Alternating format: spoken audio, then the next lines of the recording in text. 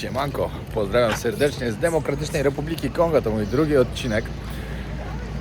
Jestem przed naszym hotelem, ruszamy, dobry, właśnie jedziemy, ruszamy na zwiedzanie miasta, plus jeszcze jedziemy chyba na szympansy, z tego co wiem. Nie, bo troszkę zmienili plan i różnie on się układa właśnie. No i startujemy, patrz jak pani jesie. Takie przekąski śniadaniowe. Wczoraj widziałem jak to jadł nasz kierowca, ale jakoś nie zjadłem tego. Tutaj tak wyglądają te drogi, ale zaraz wyjedziemy na normalną, bo tutaj coś przebudowują. Ogólnie tu gdzie mieszkamy, czyli w centrum Kinshasy, no naprawdę ładnie wygląda, jak patrząc na resztę kraju. Centrum mają takie dość nowoczesne. Może się uda, że później będzie chwila czasu, to się tam przejdę i wam pokażę trochę.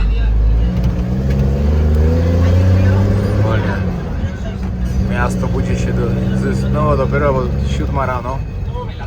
Jeszcze widać, że ludzie wszędzie się ogarniają, idą do pracy, tutaj sprzedają bagietki. W ogóle tutaj się mówi po francusku, żebyście wiedzieli.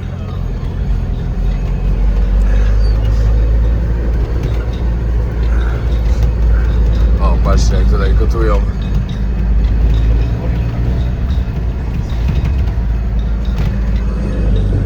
O, to wyglądało jak jakaś duża jajecznica.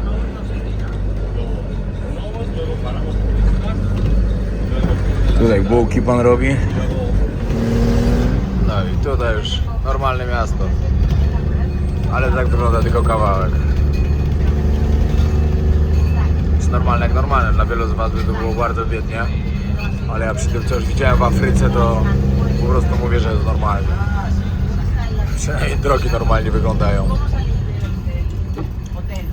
No i jak wam mówiłem, tak wygląda w centrum tylko. Bo wszystko już poza tym, no to są śmieci wszędzie.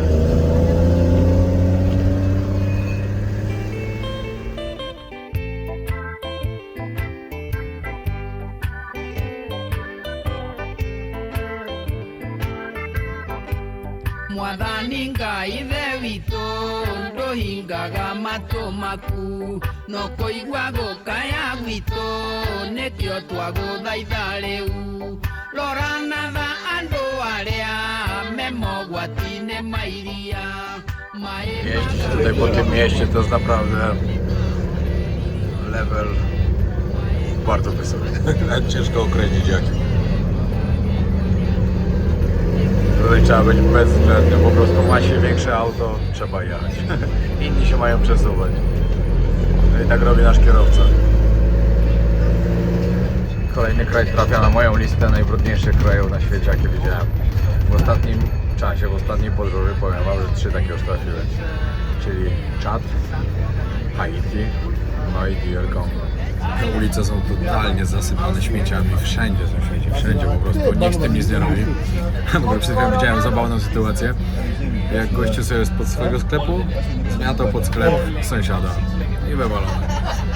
Co chwilę palą te śmieci, ale to powiem wam teraz też coś wielu osobom nie spodoba, ale ja uważam, że jak jest kraj tak brudny jak ten, nic nie robiąc z tym, to już lepiej jak sobie tam zamiatają i to palą, żeby tego nie było. Wiem, że ktoś powie, że to źle dla środowiska i tak dalej, ale tak samo złe jest życie w zaśmieconym kraju. Ale życie w takim miejscu musi być ciężkie. Wyobraźcie sobie, jakimi jesteśmy szczęściarzami. Urodzić się w takiej Polsce, gdzie jest tak bezpiecznie, czysto. Naprawdę, doceniajcie. To jest ciekawe, jak wiele osób nie docenia tego, w jakim miejscu żyje, jak jest uprzywilejowany, mając polski paszport, mieszkając w Polsce. Dostałem komentarze, ostatnio tam się wypowiadałem na ten temat, dostałem komentarze, co ty możesz wiedzieć o życiu w Polsce. No, może nie mieszkam, ale widzę, co się dzieje na świecie, także mogę porównać.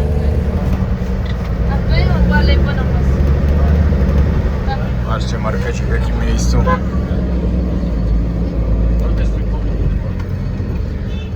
Ale to samo było właśnie w Haiti, że po prostu sprzedawali na śmietniku. Kobiety i dzieci pranie robią i gary myją w rzece. No i przyjechaliśmy do Lola Jabonobo. Ale jeszcze nie możemy wejść, ze względu na to, że otwierają dopiero za 15 minut. bonobo, czyli tak jak się nazywa ta małpa, jest jedną z najbardziej spokrewnionych, najbardziej zbliżonych do gatunku człowieka. To jest niesamowite. One występują tylko tutaj, tylko w Demokratycznej Republice Konga. To miejsce powstało w 1994 roku. Jest jedynym takim miejscem właśnie, które ratuje, rehabilituje i pomaga im się zjednoczyć z innymi członkami stada i później wypuszczają właśnie do rezerwatu, żeby sobie żyły na wolności. Właśnie sprawdziliśmy, jakie jest podobieństwo genetyczne, zbliżenie z ludźmi.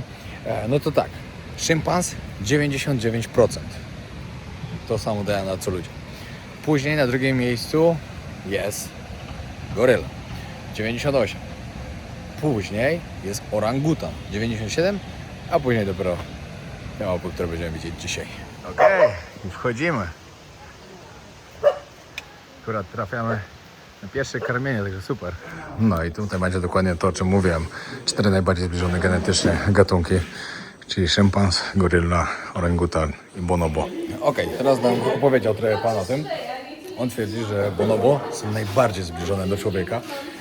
I dlaczego? Ze względu na to, że szczególnie samice. Ze względu na to, że jak zachodzą w ciążę, są 9 miesięcy w ciąży. Później karmią piersią. Karmią przez 4 lata. To bardzo długo. Mogą mieć dziecko tylko raz co 5 lat. Pierwszy raz w wieku 12 lat. Później w wieku 35 mają menopauzę. No i wiadomo, i żyją do 60 roku życia.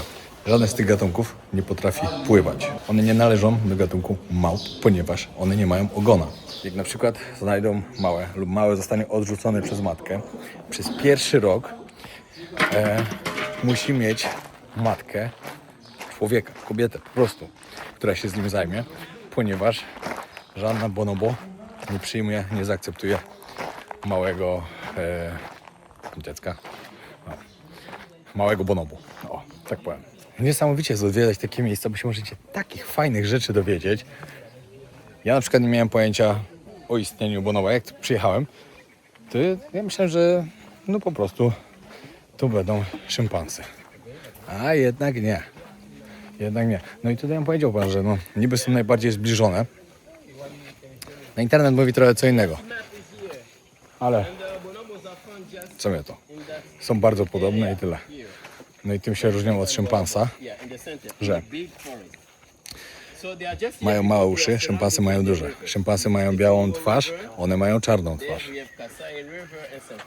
No i żyją do 60 roku życia. O, patrzcie, przyszedł tam. Pan właśnie rzuca jedzenie.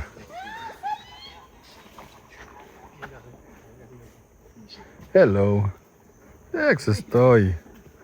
Se bananka je. Ostatnio oglądałem Jumanji. Wygląda jak ten chłopiec tam. No dla osoby, które nie ma pojęcia o tym, że one istnieją, tak na przykład jak ja nie miałem, no to będą myśleli, że to są po prostu szympansy.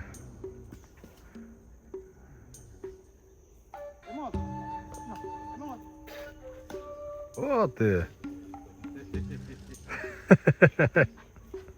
Tak, wykorzystał sytuację.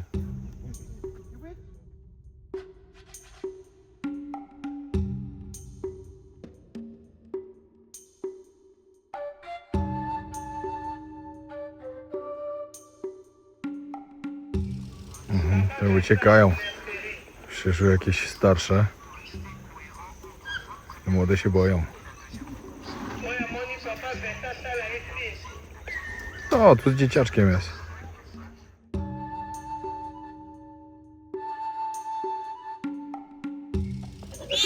O.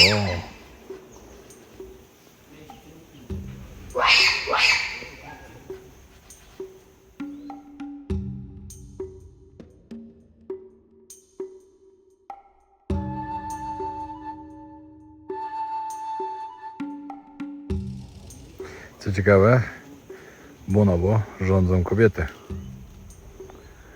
Tak jak w tych 4 gatunkach wam pokazywałem, to w 3 rządzą faceci, czyli samce, a tutaj typowo kobiety.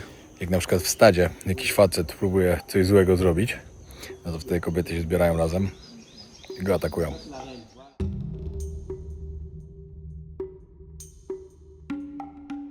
też z takich ciekawostek, bonobo nie łączą się w pary. Jak coś tam sobie robią, to każdy z każdym.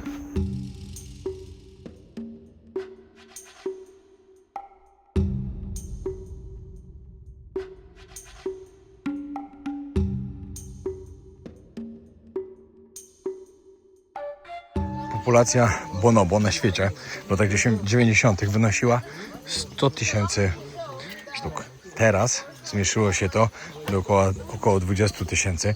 Dlatego właśnie miejsce jak to chce zrobić wszystko, żeby ten gatunek nie wyginął. Dlatego pomagają i zawsze jak już odchowają na przykład małe lub po prostu wyleczą jakiś, który był tam od kłusowników zabrany lub gdzieś znaleziony, jakiś chory, później je po prostu wypuszczają, żeby sobie żyły swoim życiem w dżungli.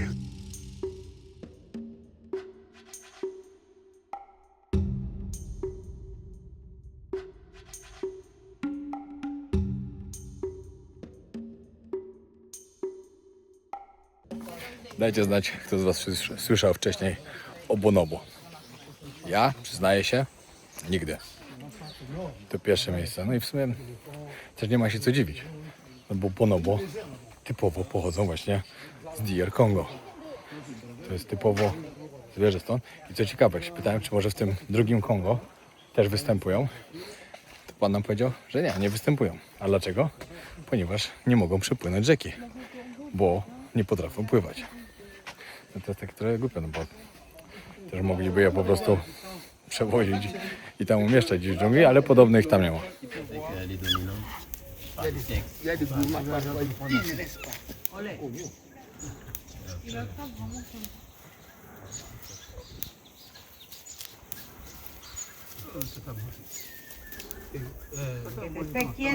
Jak zaczepia.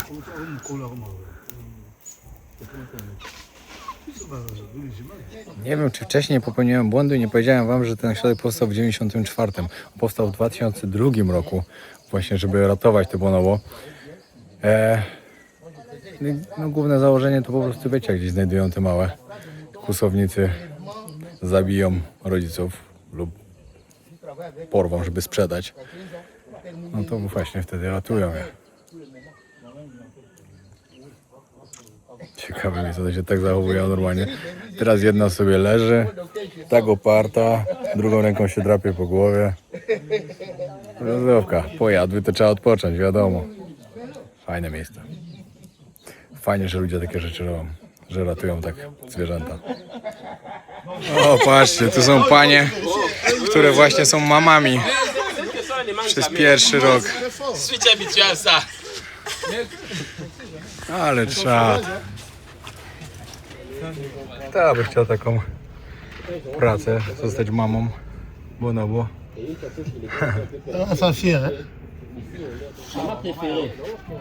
A, na ręce do mamy. Mais chaque bébé a sa maman préférée. La maman qui l'a pas accueilli pour la première fois reste sa maman préférée. Albo zasłania, żeby mnie. Nie, no na ręce. Na rączki do mamy. No i wracamy już do miasta. I no, będziemy mieli takiego city toura, też troszkę pozwiedzamy. Że im ten śmietnik nie przeszkadza przy drodze, to jest wszystko, co widzicie, tu wszędzie są śmieci. Jakieś plastikowe butelki, jakieś inne rzeczy.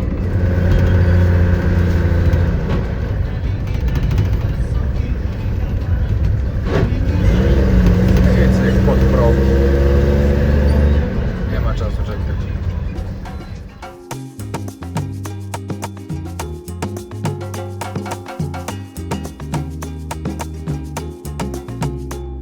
Przyjechaliśmy zwiedzać muzeum, to jest w ogóle prezydent, który jest teraz zrobiony z butelek plastikowych. Tutaj pan nam powiedział dokładnie, jakie surowce mineralne występują, jak bogaty to jest kraj w surowce mineralne. Tutaj na przykład kwarc, gdzie używają do robienia szkieł do okularów i tak dalej. Tutaj jakieś, co to było? Z tego barwą ozdobne kamienie. Wolfram. Tutaj do telefonów kobalt. Gdzie był kobalt? Tutaj był kobalt. No i oczywiście diamenty, złoto. Ale tego nam nie pokażą. W ogóle przyjechaliśmy do muzeum i właśnie nie wiem, czy już powiedziałem. Mamy zwiedzanie przy zgaszonym świetle. Ze względu na to, że generator wysiadł i będziemy zwiedzać z latarkami. Yeah, please say, who was it? Mobutu was the second president.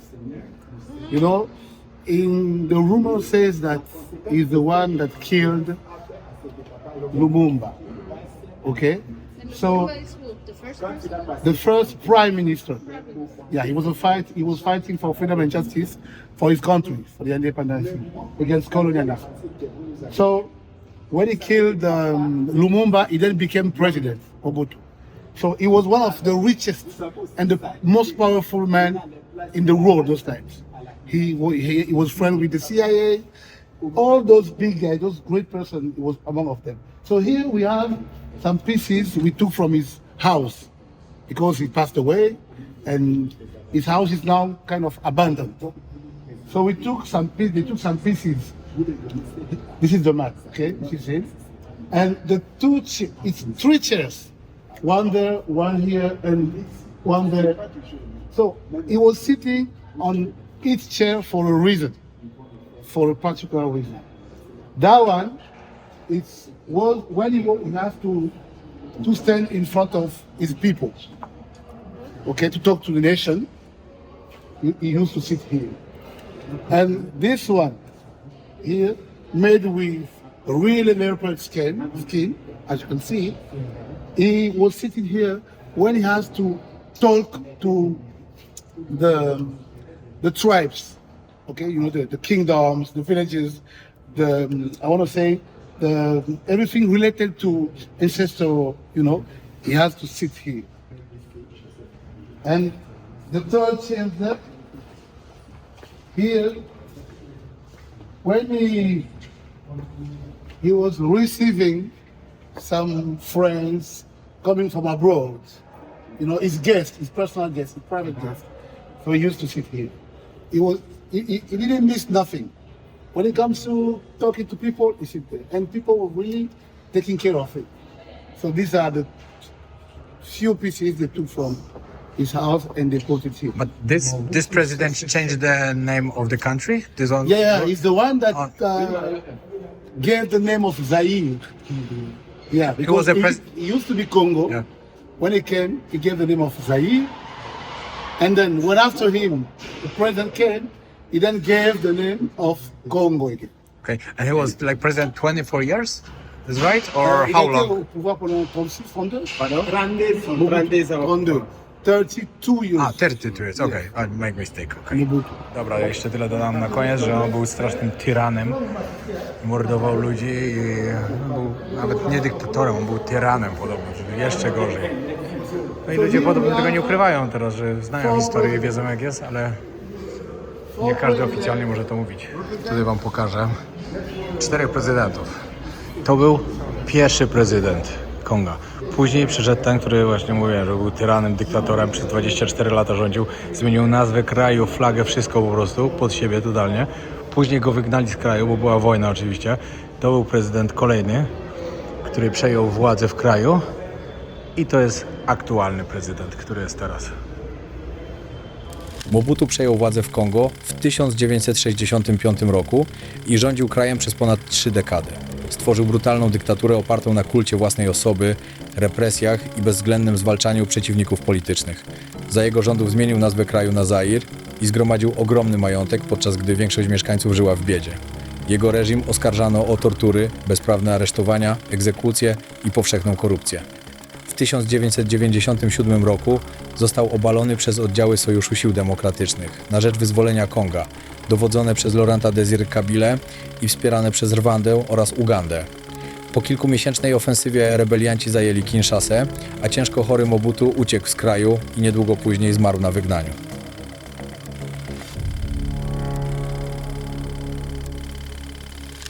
Patrzcie to jest teraz hit. Gościu przychodzi i mówi tak.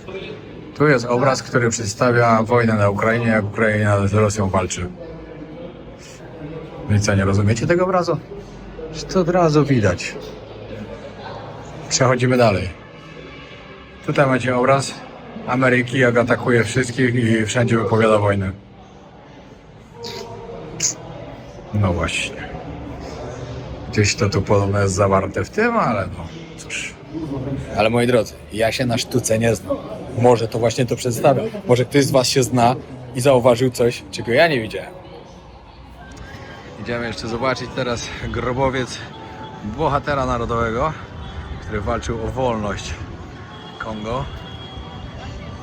No i przez to, że walczył, został zabity. Akurat śluby tu są dzisiaj też. Jest piątek. Ludzie przyjeżdżają tutaj typowo robić sobie zdjęcia ślubne. Nie wiem, że ma akurat tutaj, no ale tutaj.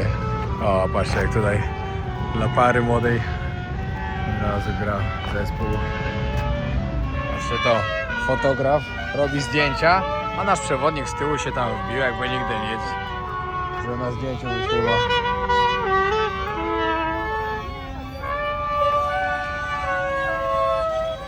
Patrzcie jak se tam stoi, no dobry jest as. I później przeglądacie sobie zdjęcia z wesela, a tam jakiś typek z tyłu stoi i patrzy typowo w aparat. Jeszcze on stoi za nimi, to oni go nie widzą. Tylko dziwne, że fotograf nie zwraca uwagi, żeby spadał.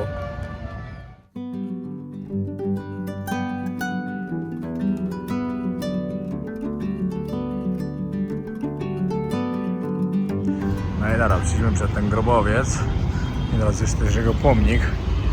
Pokażę wam jak wyglądał i zaraz przewodnik wam coś opowie o nim. Okay, what you can say about him and who is it exactly? So, his name was Lumumba. I think you guys have noticed that guy raising up his hand during the World Cup. Yeah, so he took this from the guy here. He was one of the fathers of the independence in Congo, in DRC. He used to be the first prime minister of DRC when the first president of this country was then elected. So he was a prime minister. He was fighting against colonialism, fighting for freedom and justice in the country. That's why he was killed. Okay. He was killed. There was kind of conspiracy against him. They killed him. And after many years, what he worked for finally paid. They got the independences. People are now free, as you can see. The country is being developed. So yes, he is now considered as one of the national heroes. National hero, exactly. Yeah, that's Okay. right. And they buried the guy here. You'll see there is the grave there. So his body is there. Okay. Which year Congo get like independence? It's it was in 1916 1960. on the, which is this month? This is in July. July, yeah. It was in June. June, okay. Yeah, forgot the day, but it was in June. Okay. Yeah, June 1916. Teraz idziemy do Muzeum Narodowego. Ziomuś. Ja to tam słabo interesuje, ale będzie coś fajnego, to wam pokażę. Wiecie, dla nich to pokazać takie coś, to super było. No bo jednak mają się na czym pochwalić. No dla mnie to jest taka zapajdziura trochę. W wycieczce, ale cóż. Dzisiaj już było fajnie. Reszta, a jeszcze później idziemy na targu też będzie super. Wiecie jak ja to mam z tymi muzeami. Ale jest parę fajnych, które naprawdę zrobiły na mnie duże wrażenie i które bardzo wam polecam. Jest na przykład Muzeum Powstania Warszawskiego. Świetne miejsca,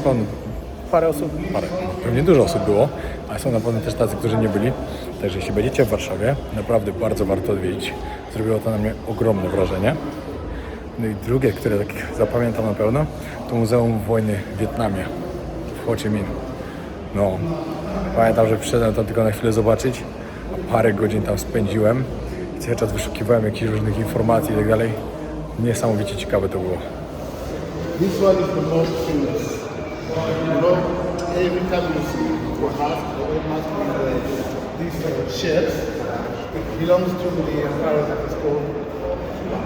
Przylanie ubrany. Prawdziwy wódz.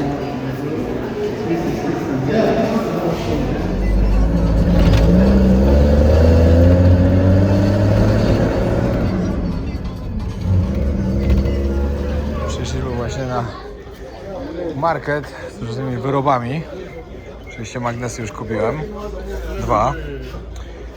Także najważniejsze mam, a resztę tylko pooglądam. Myślałem, że kupić jakąś pamiątkę ciekawą, taką, że sobie postawić gdzieś na meblach. Ale to wszystko takie samo. Z Kongo to mi się będzie kojarzyła sekta, którą tu spotkałem. I to najbardziej mi się będzie kojarzyło, także wystarczy mi. Nie wiem, jak będzie z powrotem do hotelu, ile nam to jeszcze zajmie, ale jak będzie w miarę jakoś ok, jak będzie jakaś dobra godzina, to wyjdę jeszcze na miasto trochę pochodzić, pokazać wam coś więcej jeszcze, no bo jutro już przekraczamy rzekę Kongo, płyniemy do Brazzaville, czyli stolicy Konga. Z tego co słyszałem, no to tam w Kongo jest dużo lepiej niż tutaj. Ludzie są dużo bardziej przyjaźni, jest dużo czyściej. Także spoko. Bo powiem wam, że wystarczy mi tego syfu. Tutaj ulice wyglądają normalnie jak w Bangladeszu. Taki sam syf. Okej, zastanawiam się chyba, podsumuję, zrobię jakąś rolkę 5 najbrudniejszych krajów, jakie widziałem na świecie. I uwierzcie mi, że nie wiem, czy Indie się tam załapią w ogóle. Bo już widziałem dużo gorsze miejsca niż Indie.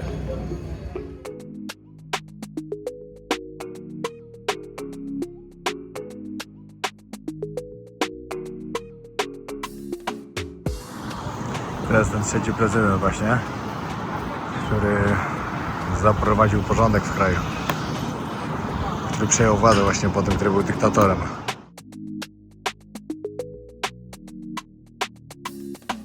No i wróciliśmy już do hotelu. Jeju, jak po całym tym śmietniku, który się po prostu ogląda dookoła, tym całym syfie, tym brudzie i nie wiem w ogóle jeszcze co mogę powiedzieć, bo to jest tak zaśmiecone miasto, że no nie mogę nic dobrego powiedzieć, serio. Choćbym próbował na siłę coś wyciągnąć z tego ciekawego. Znaczy małpy były fajne i to bardzo fajne, ale to miasto to jest taki śmietnik. Nie wiem. No ale nic, no właśnie po tym syfie jak się wraca tutaj i widzicie takie fajne, czyste miejsce, to człowiek nagle ma takie wreszcie normalnie. Jeżeli idę sobie poćwiczyć na siłownię, siłka hotelowa, nawet w porządku. Jest na czym poćwiczyć.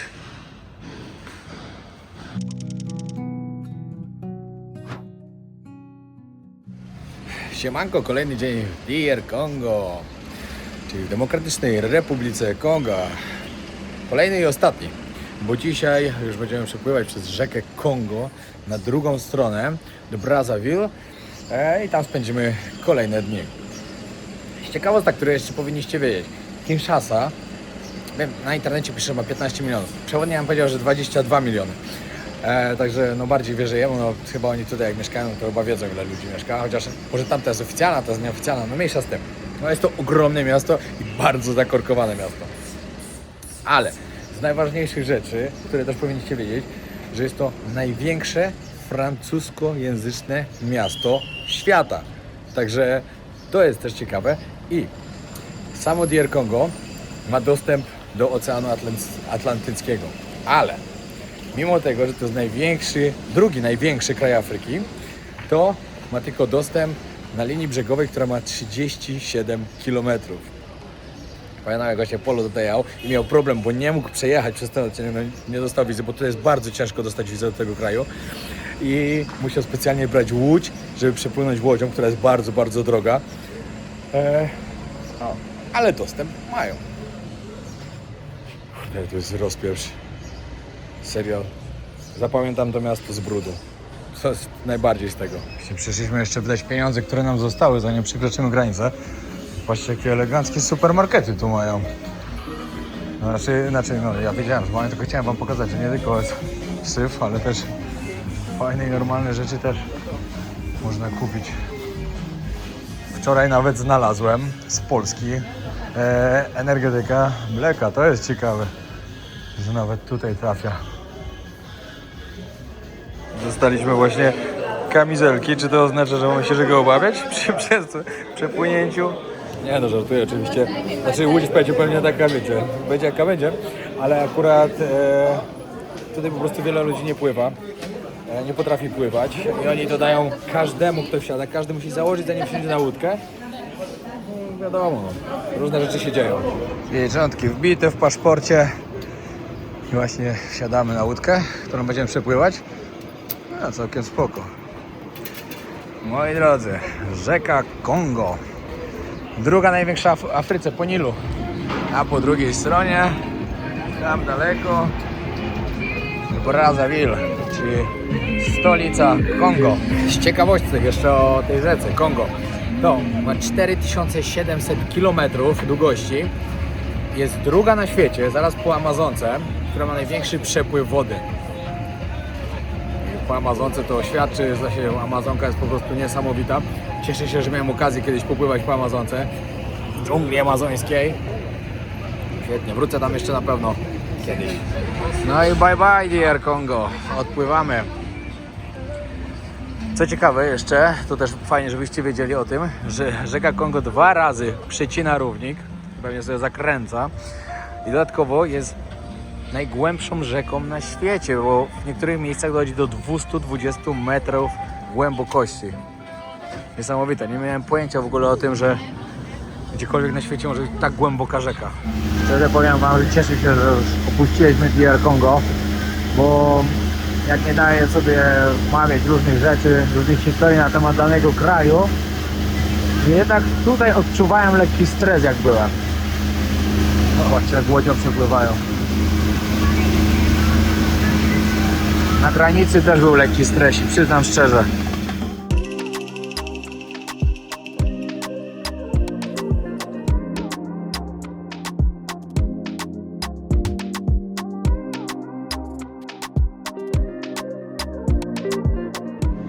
No i moi drodzy, jestem w Kongo.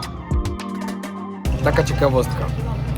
Płynąłem z Kongo, przez rzekę Kongo do Kongo. Kongo, Kongo, Kongo. 3 Konga, a jednak 3 inne Konga.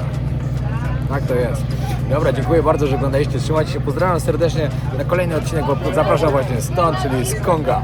Pozdrawiam. Pamiętajcie o tym, żeby zostawić komentarz, lajka. A kto nie subskrybuje, fajnie będzie, jak coś subskrybujecie. Pozdrawiam.